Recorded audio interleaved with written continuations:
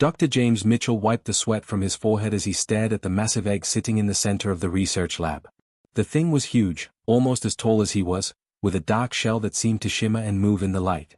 He had been studying alien life forms for 10 years, but nothing had ever made his heart race quite like this. "You cannot be serious about this, James." Commander Blake Thompson stood behind him with her arms crossed. Her voice was sharp and angry. "The records are very clear. Vorthak creatures kill everything they see. We should destroy this thing before it hatches." James ran his hand over the warm surface of the egg. He could feel something moving inside, like a baby bird trying to break free. "It is just a baby, Commander. It has not hurt anyone yet. How can we kill something that has done nothing wrong?" Security Chief Robert Hayes stepped forward, his hand resting on his weapon. "Those things are not normal animals, Mitchell. They are living weapons. The moment this thing breaks out of that shell, it will try to kill all of us. I have seen the reports from other ships. Vorthak do not make friends. They only destroy." The egg gave a small shake, and everyone in the room took a step back. Everyone except James. He moved closer and placed both hands on the shell. "Maybe the problem is not with them. Maybe the problem is with how we treat them." Dr. Emily Watson pulled up a holographic screen showing pictures and videos from previous encounters with Vorthak creatures. The images were terrible. Ships torn apart. Stations destroyed. People running and screaming. "Look at this data, James. These creatures have never shown any peaceful behavior. Their brains are different from ours. They cannot form emotional bonds like humans or other species can." James studied the images but shook his head. "All of these encounters show adult Vorthak that were already angry and scared. What if we tried a different approach? What if we showed kindness instead of fear?" Commander Thompson rubbed her temples. She had worked with James for 3 years and knew he had a soft heart for all living things. He had once spent 2 weeks caring for an injured space rat that everyone else wanted to throw out the airlock. But this was different. This was dangerous. "James, I understand you want to help, but this is not like the other animals you have saved. This creature could grow big enough to tear through our ship's walls. It could kill everyone on board." The egg shook again, harder this time. Cracks began to appear on the surface. James could hear scratching sounds from inside, like claws trying to break free. "It is scared," he said quietly. "Think about it. This baby has been alone in that egg for who knows how long. When it hatches, it will be confused and frightened. If the first thing it sees is weapons and angry faces, of course it will attack.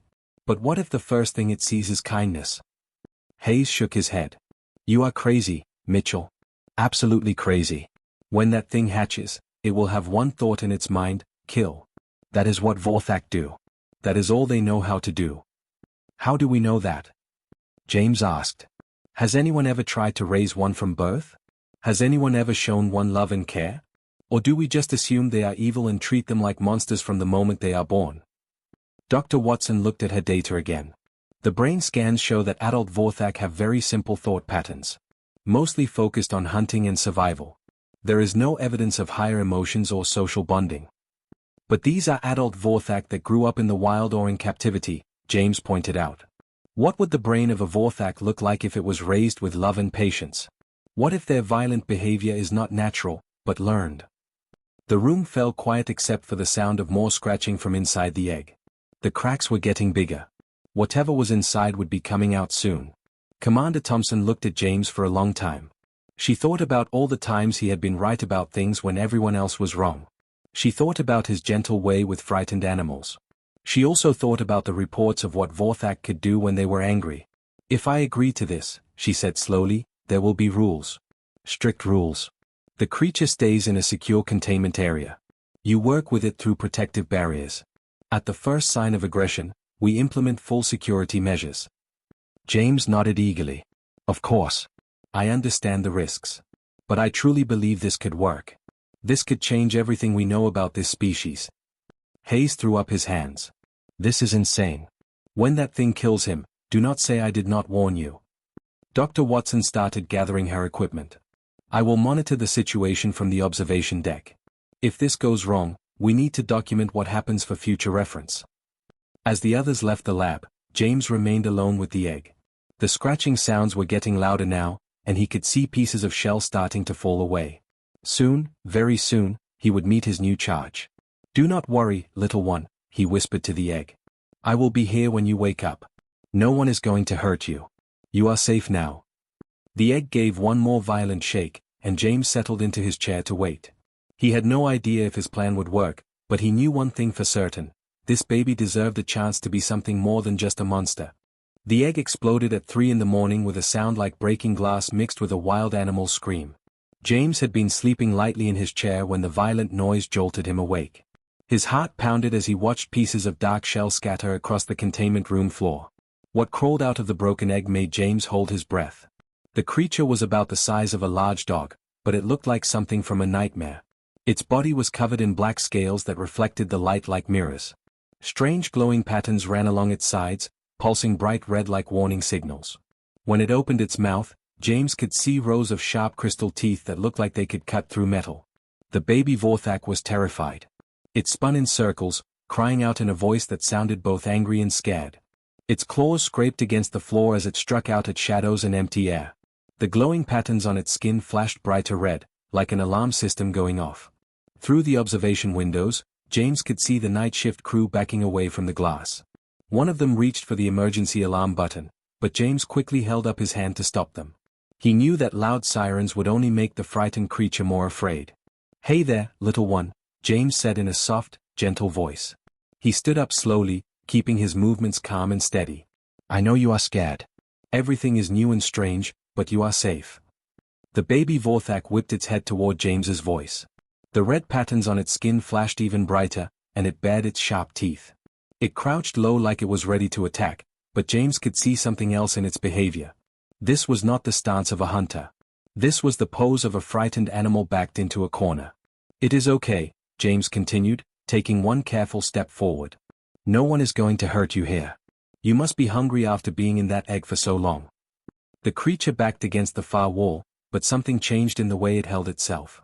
The aggressive display continued, but James noticed the glowing patterns beginning to shift from angry red to a confused purple color. Its cries became less sharp and more like the sounds a lost puppy might make. James had worked with scared animals before. He knew the difference between real anger and fear that looked like anger. This baby was not trying to hurt him. It was just trying to protect itself from a world it did not understand. Very slowly, James opened a food container and pulled out a piece of synthetic protein. It was specially designed to provide nutrition for young predator species. He held it out toward the creature, keeping his hand steady. "Are you hungry?" he asked. "This will taste good and make you feel better." The baby Vorthak stared at the food, then at James, then back at the food. Its glowing patterns continued to shift colors, now showing streaks of blue mixed with the purple. James could see it was torn between fear and hunger. "Take your time," James said. "I will wait here as long as you need." For 10 minutes, they stayed like that. James holding out the food, the creature watching him with large, intelligent eyes. Slowly, very slowly, the baby began to move forward. It took one step, then stopped. Then another step, ready to run if James made any sudden moves. When it was close enough, the creature stretched out its neck and sniffed the food. James could feel its breath on his hand, warm and slightly sweet. The baby's glowing patterns were now mostly blue and green, with only small flashes of the warning red. "That is it," James whispered. "Take a bite. It is safe." The creature's tongue darted out and touched the protein. Then, very carefully, it took the food from James's hand. Its teeth could have easily cut through his fingers, but it was as gentle as a house cat taking a treat. As soon as it tasted the food, the baby's whole body language changed. The aggressive posture melted away, and it made a soft rumbling sound that might have been pleasure. It ate the entire piece quickly, then looked up at James with what could only be described as hope. "Want more?" James asked, reaching for another piece. This time, the creature did not hesitate. It moved closer to James and took the food eagerly. With each bite, its glowing patterns became more blue and green, and less red. The frightened cries stopped, replaced by gentle rumbling sounds. After the baby had eaten 6 pieces of protein, it seemed satisfied. James expected it to back away or return to its corner, but instead, something amazing happened. The creature curled up on the floor right next to James's feet and closed its eyes. Within minutes, it was fast asleep, its sides rising and falling peacefully. The glowing patterns on its skin now pulsed a soft, warm gold color. It looked nothing like the terrifying monster from the stories. It looked like a tired baby that finally felt safe. Security Chief Hayes burst into the containment area a few minutes later, his weapon drawn and ready. He had been watching from the security cameras and could not believe what he was seeing. "What did you do to it?" Hayes whispered, staring at the peaceful scene. James smiled and gently touched the sleeping creature's head. The skin was warm and surprisingly soft between the scales. "I was patient," he said. "And I showed it that not everyone in the universe wants to hurt it." The baby stirred slightly at his touch, moving closer to James like a puppy seeking comfort. Hayes shook his head in amazement and slowly lowered his weapon. 3 weeks had passed since the hatching, and James could hardly believe how much his little charge had grown. The creature he had started calling Spike was now the size of a large bear, with muscles rippling under his dark scales.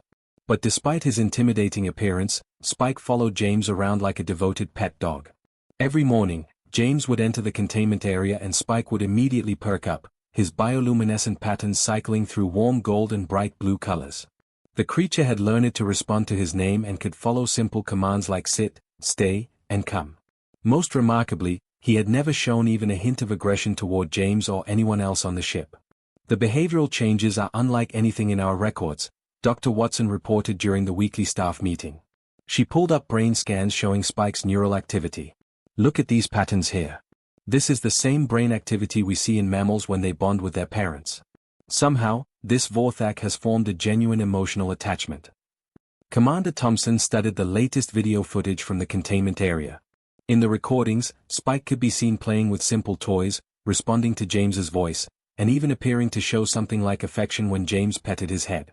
"The question that worries me is what happens when he gets even bigger. Adult Vorthak are supposed to be the size of small ships." That concern became more urgent during an incident the previous day.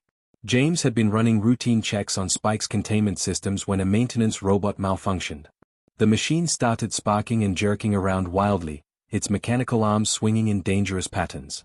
Within seconds, Spike had positioned himself between the malfunctioning robot and James. His patterns flashed bright yellow warning colors, and he let out a low, threatening growl that made the entire room vibrate. The creature's massive claws extended, ready to destroy anything that might hurt his human companion. James had quickly shut down the robot, and Spike immediately calmed down, but the message was clear. The growing Vorthak was not just bonded to James, he was protective of him. "That is exactly what I am afraid of," Security Chief Hayes said, reviewing the incident report. "What happens when he decides that one of us is a threat to Mitchell? What happens when someone accidentally bumps into his precious human friend?" Dr. Watson shook her head. "The protective behavior actually supports my theory. Vorthak may be naturally social creatures that form family bonds. Previous encounters with wild Vorthak might have been defensive reactions rather than pure aggression." The debate was interrupted by an urgent communication alert. Commander Thompson activated the main screen, and Admiral Patricia Williams appeared, her expression serious and worried. "Commander Thompson, we have received multiple reports about your situation. The Galactic Council is very concerned about a Vorthak being kept alive on a civilian research vessel. The Terminus fleet has been dispatched to your location to secure the creature for proper containment and study." James felt his stomach drop. He had heard stories about what happened to alien creatures taken by the Terminus fleet. They were usually shipped to military research facilities where they were studied, tested, and often destroyed in the name of galactic security. "When will they arrive?" Thompson asked. 18 hours, the Admiral replied. "I suggest you prepare the creature for transport. Full containment protocols will be in effect." After the transmission ended, the room fell silent. Everyone knew what this meant. Spike would be taken away, probably never to be seen again. All of James's work, all the progress they had made, would be wasted. "We cannot let them take him," James said firmly. "Spike is not a weapon. He is not a monster. He is just a young creature who has been shown love and kindness for the first time in his life." Hayes crossed his arms. "Mitchell, I understand you care about the thing, but we are talking about the Terminus fleet. These are not people who negotiate or listen to reason. They have orders to secure a dangerous alien creature, and that is exactly what they will do." "Then we have to prove to them that Spike is not dangerous," James insisted. "We have 18 hours to show them that everything they believe about Vorthak is wrong." Commander Thompson looked thoughtful. "What do you have in mind?" "A demonstration. Let me show them how Spike really behaves. Let them see that he is not the mindless killing machine from their reports." Dr. Watson pulled up more data on her screens. "It is risky, James. If Spike reacts badly to strangers or feels threatened, it could confirm all their worst fears about his species. James thought about Spike, probably sleeping peacefully in his containment area right now, waiting for his daily visit from the human he trusted completely. He trusts me. He knows I would never let anyone hurt him. I have to try. And if you are wrong? Hayes asked. If he attacks the Admiral or his team? James was quiet for a moment. Then I guess we will find out if love and trust are stronger than fear and prejudice. Commander Thompson made her decision. We will set up a controlled demonstration in the main cargo bay. Full safety protocols, but we give Mitchell his chance to prove his point. As the meeting broke up, James headed back to the containment area. Spike immediately perked up when he saw him, patterns glowing with happiness. James sat down next to his massive friend and scratched behind what might have been ears. Tomorrow is going to be a big day, boy, he said softly. I need you to be brave and show them what a good creature you really are. Spike made his gentle rumbling sound and rested his huge head against James's shoulder, completely trusting and peaceful. Admiral David Harrison stepped off the transport ship with the confidence of a man who had never met a problem he could not solve with enough firepower. Behind him marched 20 soldiers in full combat armor, their weapons ready and their faces hidden behind dark helmet visors. They moved through the docking bay of the research vessel like they owned it. Where is the creature? Harrison demanded as soon as he saw Commander Thompson. His voice was cold and official, the voice of someone who had made this kind of visit many times before. Admiral, before we proceed, I would like to request that you observe a demonstration, Thompson said carefully. Dr. Mitchell has made remarkable progress with the Vorthak. We believe your assumptions about the species may be incorrect. Harrison laughed, but there was no humor in it. Commander, I have been dealing with alien threats for 20 years. I have read every report about Vorthak encounters. These creatures are living weapons, nothing more. There is no reasoning with them, no controlling them, and certainly no befriending them. Just watch, Thompson said simply. Give us 10 minutes of your time. She led the Admiral and his team to the main cargo bay, which had been converted into a demonstration area. The room was large enough to give Spike space to move, but strong enough to contain him if something went wrong. Reinforced observation windows allowed the Admiral's team to watch from safety. Through the windows, they could see James standing calmly in the center of the bay. Next to him was something that made even the hardened soldiers take a step back. Spike had reached his full adult size now, nearly 10 feet tall and covered in scales that looked like black armor. His claws were longer than kitchen knives, and when he opened his mouth, his crystal teeth gleamed like diamonds. That thing could tear through a battleship hull, one of Harrison's officers whispered. Just watch, Thompson repeated. James began with simple commands, speaking in the same gentle voice he had used since Spike was a baby. Spike, sit. The massive Vorthak lowered his huge body to the ground, folding his legs beneath him like an enormous cat. His bioluminescent patterns glowed soft blue and gold, showing that he was calm and happy. Stay, James said, walking to the far side of the bay. Spike remained perfectly still, even though every military report said that Vorthak never stopped moving, never stopped hunting. His eyes followed James across the room, but he did not move a single muscle until given permission. Harrison scoffed. Basic animal training. Any creature can be taught to follow simple commands through punishment and reward. Watch this part, Thompson said. The real test began when combat training drones entered the bay. These robots were designed to simulate enemy attacks, moving quickly and unpredictably. In every previous encounter, wild Vorthak had attacked such devices immediately and violently, unable to control their hunting instincts. The drones began circling Spike, making aggressive movements and loud noises. The creature's patterns shifted to yellow, showing alertness, but he did not attack. Instead, he looked at James, clearly waiting for instructions. Defense mode, James said calmly. Only then did Spike move. He struck out at the nearest drone with lightning speed, his claws slicing it cleanly in half.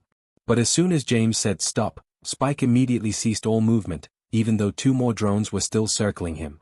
Impossible, whispered Harrison's tactical officer. Vorthak do not have impulse control. Once they start fighting, they cannot stop until everything around them is dead. The most important test came when Admiral Harrison himself decided to enter the bay. He drew his weapon and moved toward James with aggressive, threatening movements. Step away from that weapon, human. Harrison shouted, pointing his gun directly at James. Spike's reaction was immediate and dramatic. His patterns flashed bright red warning colors, and he moved between Harrison and James faster than the human eye could follow. The creature's massive body blocked the Admiral's path, and a low growl rumbled from his throat that made the floor vibrate. Harrison's soldiers raised their weapons, ready to fire, but something incredible happened. Despite every instinct that should have driven him to attack the armed threat, Spike held back. He stood protectively in front of James, his body tense and ready, but he did not strike. The creature was clearly torn between his protective instincts and his training. His patterns flashed between red and blue, showing his internal conflict. He wanted to defend James, but he also wanted to obey the lessons about not attacking unless given permission. Then James did something that would be remembered in military academies across the galaxy for generations to come. He turned his back on the armed admiral and walked calmly to Spike, placing his hand on the creature's massive head. "Easy, boy," James said softly. "He is not really going to hurt me. He is just trying to scare us." The moment James touched him, Spike's entire body relaxed. The warning red patterns faded to gentle blue and gold. The threatening growl became a soft rumbling purr that sounded almost like a cat. The massive predator nuzzled against James's shoulder like an affectionate pet. Admiral Harrison slowly lowered his weapon, staring in complete amazement. Around him, his soldiers did the same. None of them could believe what they had just witnessed. "How is this possible?" Harrison asked quietly. "Everything we know about this species says they are incapable of this kind of behavior." James smiled, still petting Spike's head. The creature's eyes were half closed with contentment, and his patterns glowed warm and peaceful. "Maybe the problem was never with them," James said. "Maybe the problem was that no one ever tried to show them love." Harrison looked at his reports, then at Spike, then back at his reports. Everything he thought he knew about Vorthak was wrong.